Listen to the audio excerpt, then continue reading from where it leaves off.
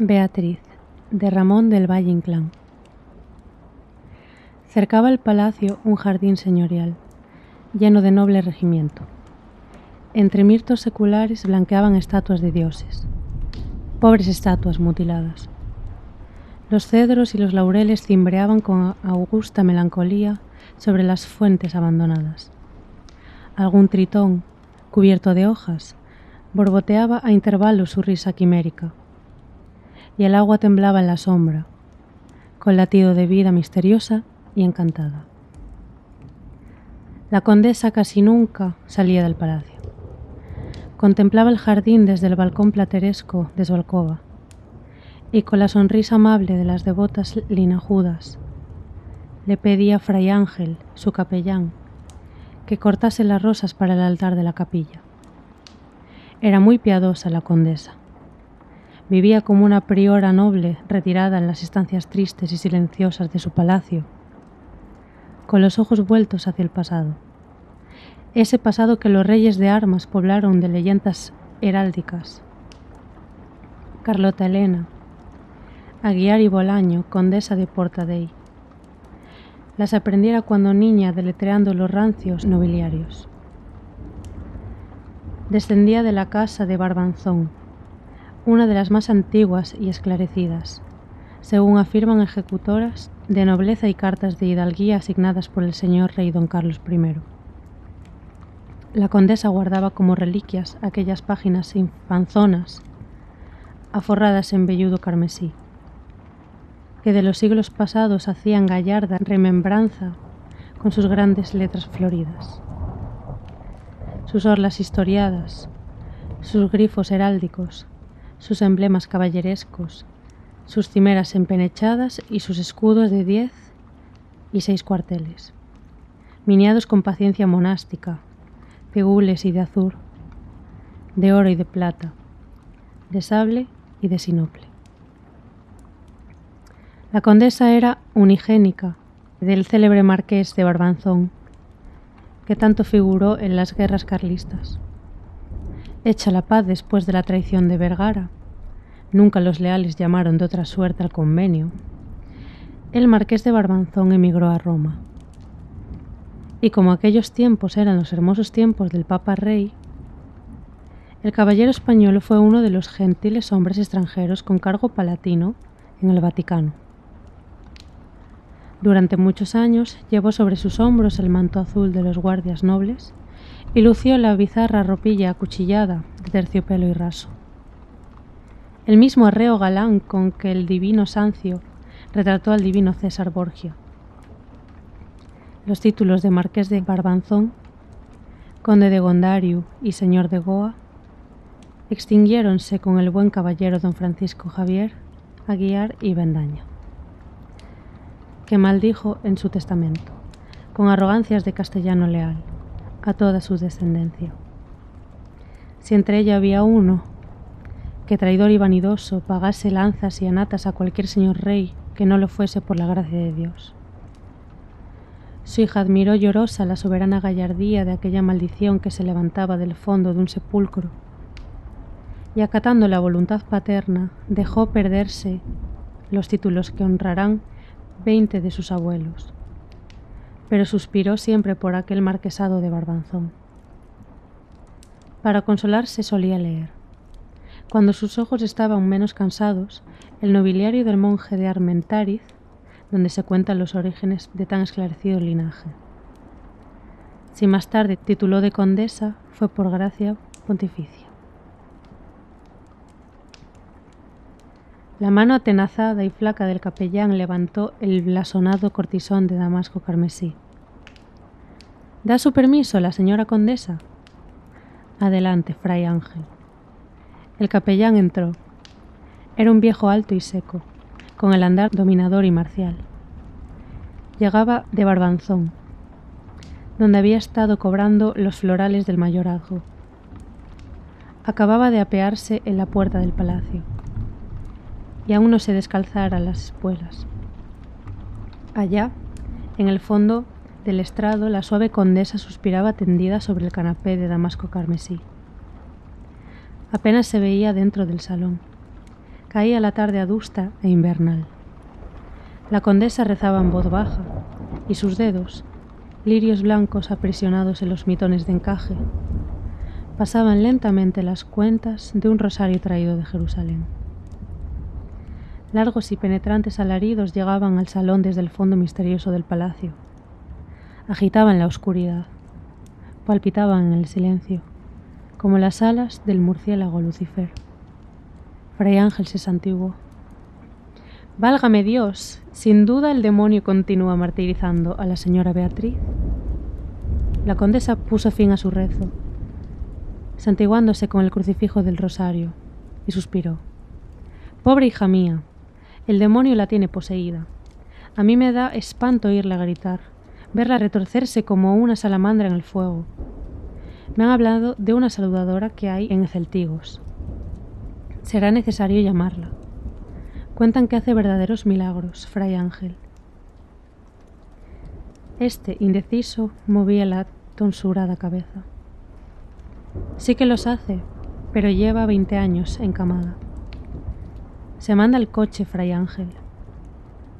«Imposible por esos caminos, señora. Se la trae en silla de manos.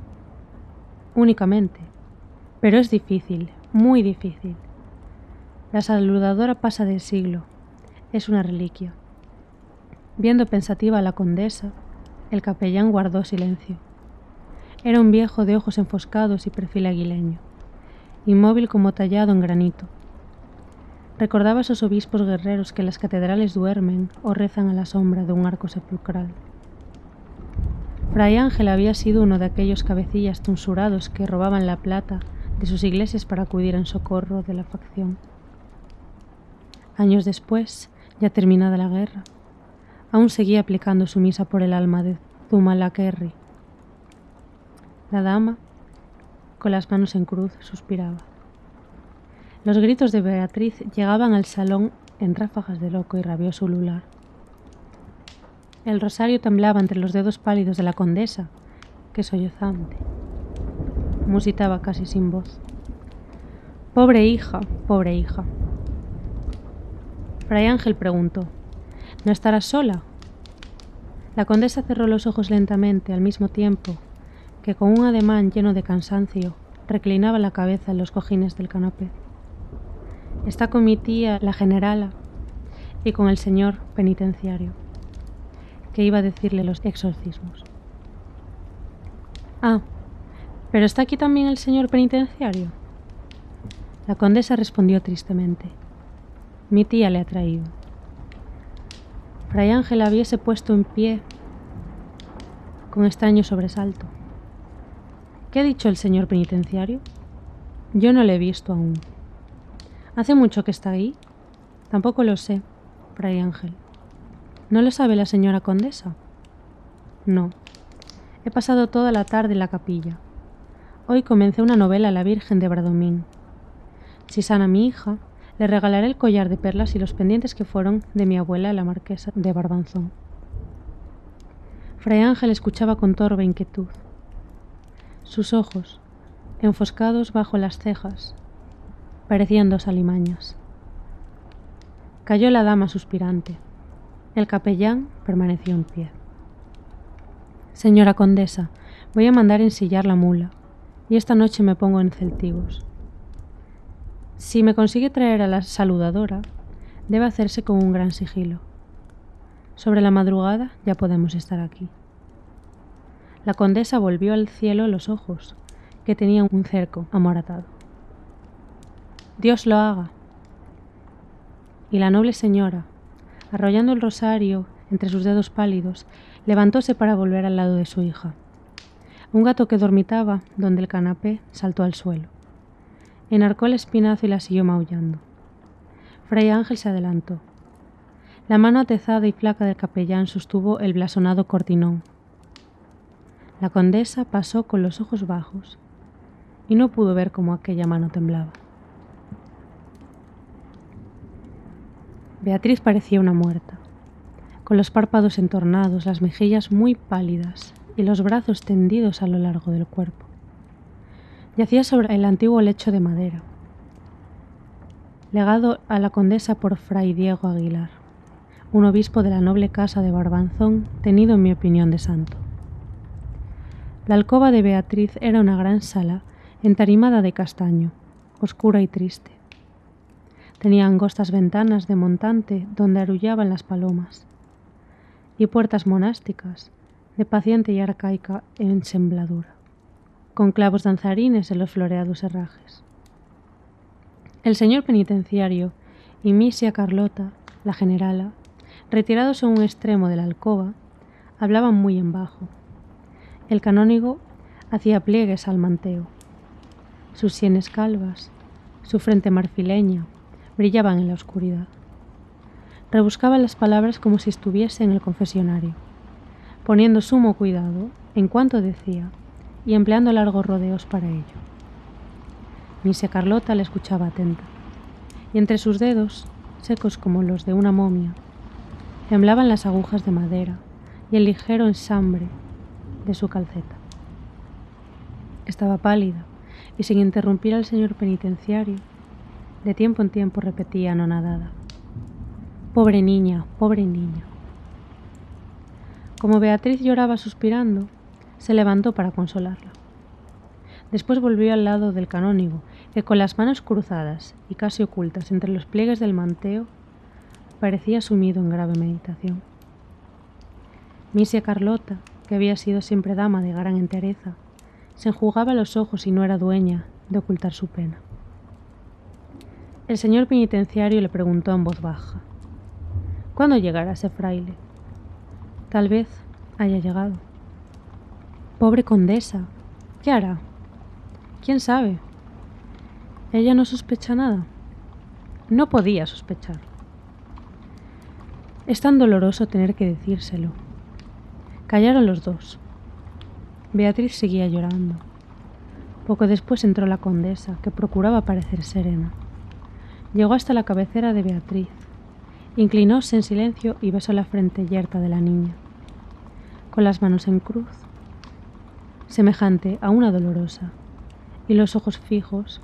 Estuvo largo tiempo contemplando aquel rostro querido.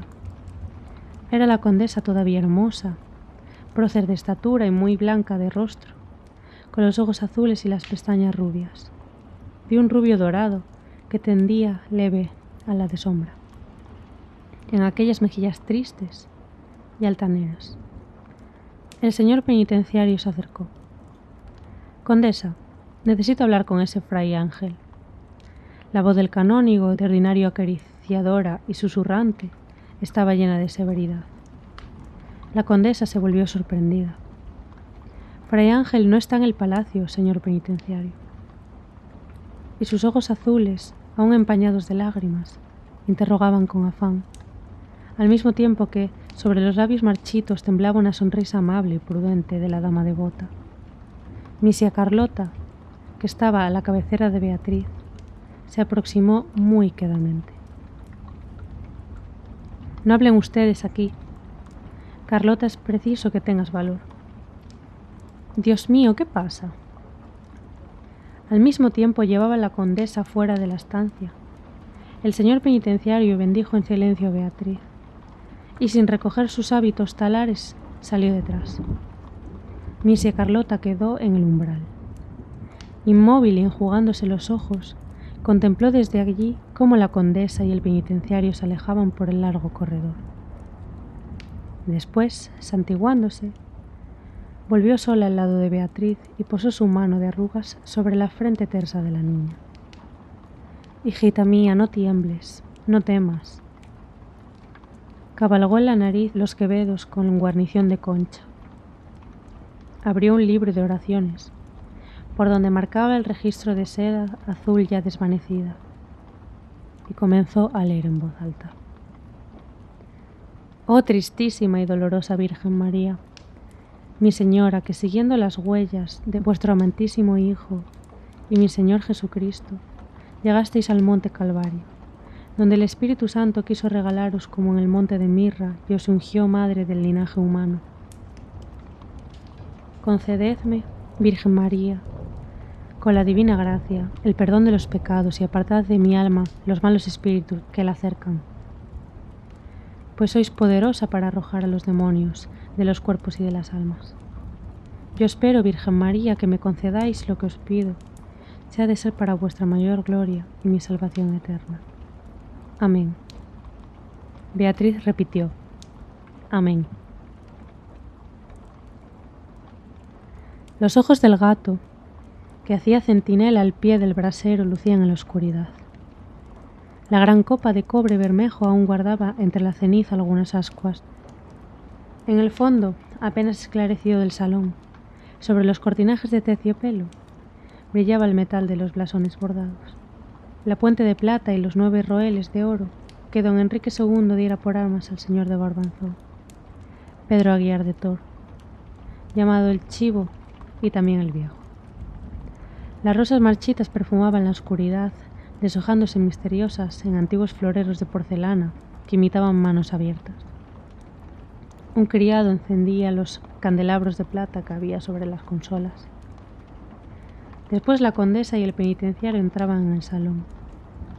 La dama, con ademán resignado y noble, ofreció al eclesiástico asiento en el canapé, y trémula y abatida por oscuros presentimientos, se dejó caer en un sillón. El canónigo, con la voz ungida de solemnidad, empezó a decir: «Es un terrible golpe, condesa». La dama suspiró: «Terrible, señor penitenciario». Quedaron silenciosos. La condesa se enjugaba en las lágrimas que humedecían el fondo azul de sus pupilas. Al cabo de un momento murmuró, cubierta la voz por un anhelo que apenas podía ocultar: «Temo tanto lo que usted va a decirme». El canónigo inclinó con lentitud su frente pálida y desnuda, que parecía macerada por las graves meditaciones teológicas. «Es preciso acatar la voluntad de Dios». «Es preciso. ¿Pero qué hice yo para merecer una prueba tan dura? ¿Quién sabe hasta dónde llegan sus culpas? Y los designios de Dios, nosotros no lo sabemos». La condesa cruzó las manos dolorida. Ver a mi Beatriz privada de la gracia, poseída de Satanás. El canónigo la interrumpió. «No, esa niña no está poseída. Hace 20 años que yo soy penitenciario en nuestra catedral, y un caso de conciencia tan doloroso, tan extraño, no lo había visto. La confesión de esa niña enferma todavía me estremece». La condesa levantó los ojos al cielo. «Se ha confesado. Sin duda, Dios nuestro quiere volverle a su gracia. He sufrido tanto viendo a mi pobre hija aborrecer de todas las cosas santas. ¿Por qué antes estuvo poseída, señor penitenciario?» «No, condesa, no lo estuvo jamás». La condesa sonrió tristemente, inclinándose para buscar su pañuelo, que acababa de perdérsele. El señor penitenciario lo recogió de la alfombra. Era menudo, mundano y tibio, perfumado de incienso y estoraque, como los corporales de un cáliz. «Aquí está, condesa». «Gracias, señor penitenciario». El canónigo sonrió levemente. La llama de las bujías brillaba en sus anteojos de oro. Era alto y encorvado, con manos de obispo y rostro de jesuita. Tenía la frente desguarnecida, las mejillas tristes, el mirar amable, la boca sumida, llena de sagacidad. Recordaba el retrato del cardenal Cosme de Ferrara que pintó el Perugino.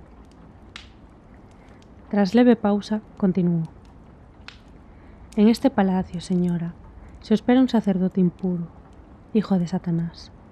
La condesa le miró horrorizada. «¿Fray Ángel?». El penitenciario firmó, inclinando tristemente la cabeza, cubierta por el solirio rojo, privilegio de aquel cabildo. Esa ha sido la confesión de Beatriz. Por el terror y por la fuerza han abusado de ella. La condesa se cubrió el rostro con las manos, que parecían de cera. Sus labios no exhalaron un grito. El penitenciario la contemplaba en silencio. Después continuó: «Beatriz ha querido que fuese yo quien advirtiese a su madre. Mi deber era cumplir su ruego, Triste de ver, condesa. La pobre criatura, de pena y de vergüenza, jamás se hubiera atrevido. Su desesperación al confesarme su falta era tan grande que llegó a infundirme miedo. Ella creía su alma condenada, perdida para siempre. La condesa, sin descubrir el rostro, con la voz ronca por el llanto, exclamó: «Yo haré matar al capellán. Le haré matar y a mi hija no la veré más». El canónigo se puso en pie, lleno de severidad. «Condesa, el castigo debe dejarse a Dios. Y en cuanto a esa niña, ni una palabra que pueda herirla, ni una mirada que pueda avergonzarla». Agobiada, yerta, la condesa sollozaba como una madre ante la sepultura abierta de sus hijos. Allá afuera las campanas de un convento volteaban alegremente anunciando la novena que todos los años hacían las monjas a la seráfica fundadora. En el salón, las bujías lloraban sobre las arandelas doradas y en el borde del brasero apagado dormía, roncando, el gato. Los gritos de Beatriz resonaron en todo el palacio. La condesa estremecióse oyendo aquel plañir que hacía miedo en el silencio de la noche y acudió presurosa. La niña, con los ojos extraviados y el cabello destrenzándose sobre sus hombros, se retorcía. Su rubia y magdalénica cabeza golpeaba contra el entarimado y de la frente yerta y angustiada manaba un hilo de sangre. Retorcíase bajo la mirada muerta e intensa de Cristo, un Cristo de ébano y marfil, con cabellera humana, los divinos pies iluminados por agonizante lamparilla de plata. Beatriz evocaba el recuerdo de aquellas blancas y legendarias princesas, santas de 13 años, ya tentadas por Satanás. Al entrar la condesa, se incorporó con extravío, la faz lívida, los labios trémulos como rosas que van a deshojarse. Su cabellera apenas cubría la calidez de los senos. «Mamá, perdóname», y le tendía la mano, que parecía una blanca paloma azorada. La condesa quiso alzarla en los brazos. «Sí, hija, sí. Acuéstate ahora». Beatriz retrocedió con los ojos horrorizados, fijos en el revuelto lecho. «Ahí está Satanás, ahí duerme Satanás. Viene todas las noches. Ahora vino y se llevó mi escapulario. Me ha mordido en el pecho. Yo grité y grité, pero nadie me oía. Me muerde siempre en los pechos y me los quema». Y Beatriz mostrábale a su madre el seno de blancura lívida, donde se veía la huella negra que dejaban los labios de Lucifer cuando besan. La condesa, pálida como la muerte, descolgó el crucifijo y le puso sobre las almohadas. «No temas, hija mía, nuestro Señor Jesucristo vela ahora por ti». Y Beatriz se estrechaba al cuello de su madre. La condesa arrodillóse en el suelo. Entre sus manos guardó los pies descalzos de la niña, como si fuesen dos pájaros enfermos y ateridos. Beatriz, ocultando la frente en el hombro de su madre, sollozó. «Mamá querida, fue una tarde que bajé a la capilla para confesarme. Yo te llamé gritando. Tú no me oíste. Después quería venir todas las noches y yo ya estaba condenada. Calla, hija mía, no lo recuerdes». Y las dos lloraron juntas en silencio, mientras sobre la puerta, de arcaica ensambladura y floreados herrajes, arrullaban dos tórtolas que Fray Ángel había traído para Beatriz.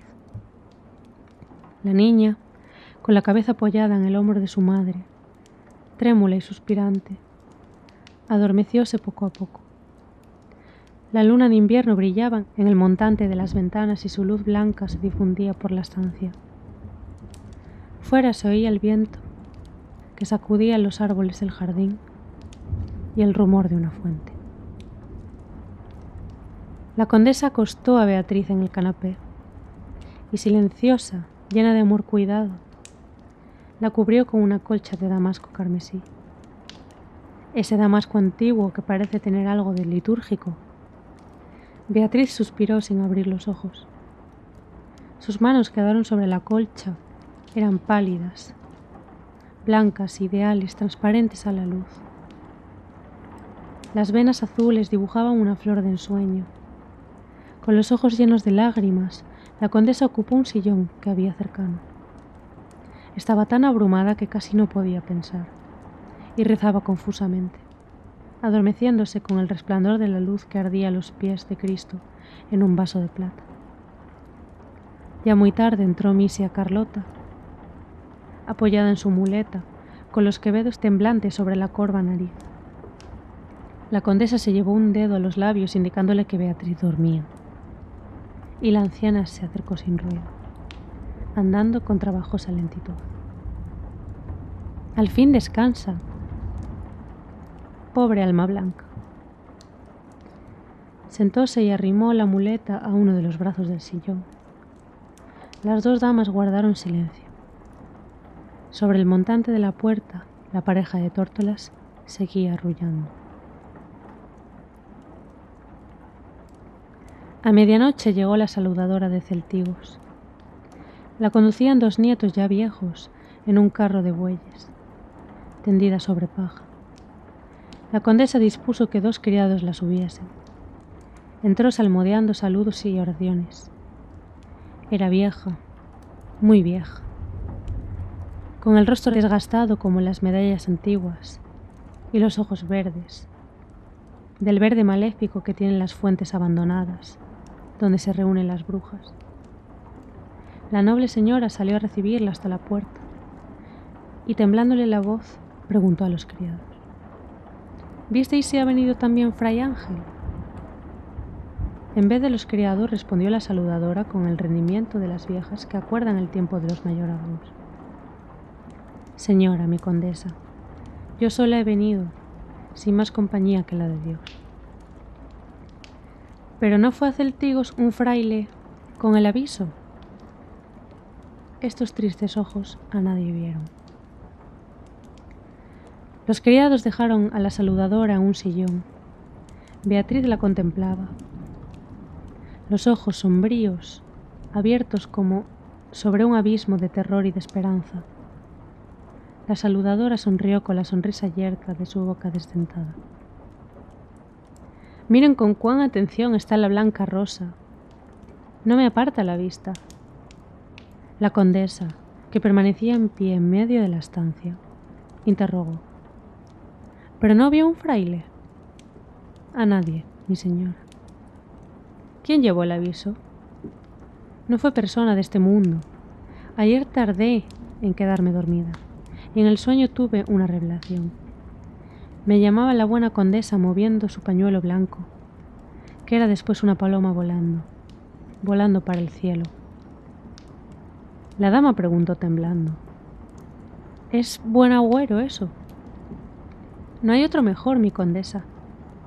Díjeme entonces entre mí: vamos al palacio de tan gran señora. La condesa callaba. Después de algún tiempo, la saludadora, que tenía los ojos clavados en Beatriz, pronunció lentamente: A esta rosa galana le han hecho mal de ojo. En un espejo puede verse, si a mano lo tiene, mi señora. La condesa le entregó un espejo guarnecido de plata antigua.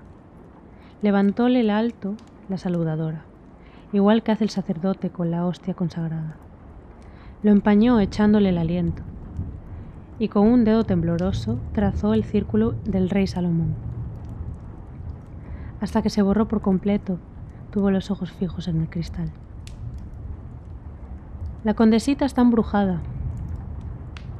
Para ser bien roto el embrujo, han de decirse las 12 palabras que tiene la oración del Beato Electus al dar las 12 campanadas del mediodía, que es cuando el Padre Santo se sienta a la mesa y bendice a toda la cristiandad.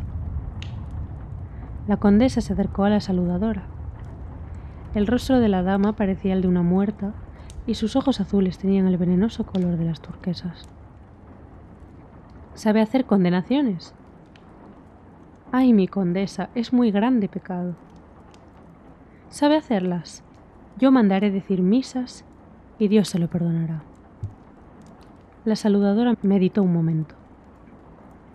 Sé hacerlas, mi condesa. Pues hágalas. ¿A quién, mi señora? A un capellán de mi casa. La saludadora inclinó la cabeza. Para eso hace menester del breviario. La condesa salió y trajo el breviario de Fray Ángel. La saludadora arrancó 7 hojas y las puso sobre el espejo. Después, con las manos juntas, como para un rezo, salmondió. Satanás, te conjuro por mis malos pensamientos, por mis malas obras, por todos mis pecados. Te conjuro por el aliento de la culebra, por la ponzoña de los alacranes, por el ojo de la salamantiga. Te conjuro para que vengas sin tardanza y en la gravedad de aqueste círculo del rey Salomón te encierres, y en él te estés sin un momento te partir, hasta poder llevarte a las cárceles tristes y oscuras del infierno el alma que en este espejo ahora vieres. Te conjuro por este rosario que yo sé profanado sobre ti y mordido en cada una de sus cuentas, Satanás, una y otra vez te conjuro. Entonces el espejo se rompió con triste gemido del alma encarcelada. Las 3 mujeres, mirándose silenciosas, con miedo de hablar, con miedo de moverse, esperan el día, puestas las manos en cruz. Amanecía cuando sonaron los grandes golpes a la puerta del palacio. Unos aldeanos de Celtigos traían a hombros el cuerpo de Fray Ángel, que al claro de luna descubrieran flotando en el río. La cabeza yerta, tonsurada, pendía fuera de las andas.